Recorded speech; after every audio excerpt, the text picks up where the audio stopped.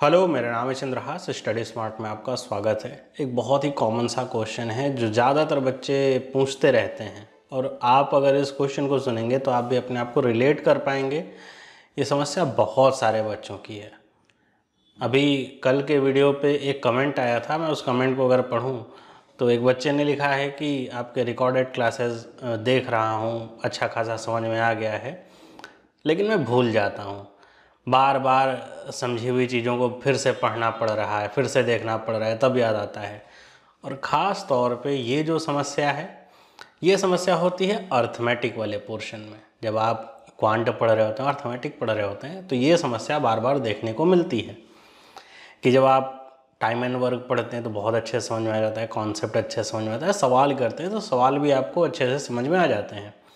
फिर हम mixture allegation में बढ़ जाते हैं, प्रॉफिट एंड लॉस, मतलब चैप्टर बाय चैप्टर जैसे जैसे हम पढ़ते रहते हैं चीज़ें हमको समझ में आती रहती हैं।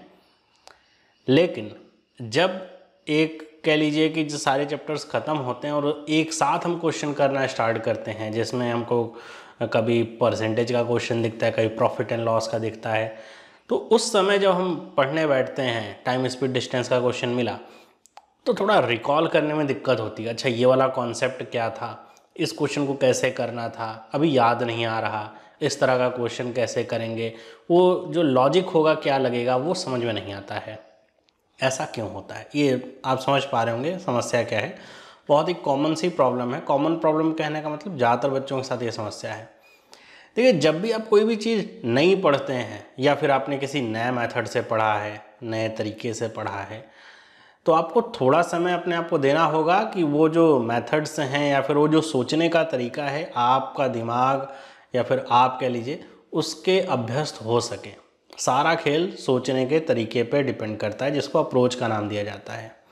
आप जनरल एक जो बेसिक मेथड है उससे सारे क्वेश्चंस कर लेते हैं, लेकिन अगर आपने रेशियो मेथड से सीखा है तो कैसे वो मेथड वहाँ पे लगेगा, ये सोचने में थोड़ा समय लगता है।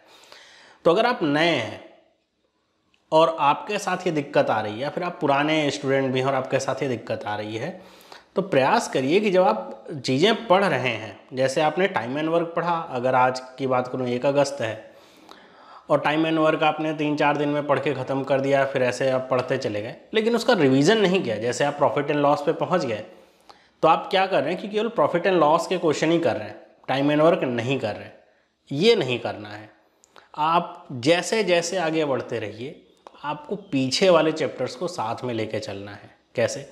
आपने टाइम एंड वर्क पढ़ लिया, ठीक है, आप आगे बढ़ रहे हैं, आपको प्रॉफिट एंड लॉस पढ़ना है, आपने कॉन्सेप्ट समझे, आप क्वेश्चन कर रहे हैं, लेकिन टाइम एंड वर्क को पूरी तरीके से मत छोड़ दीजिए।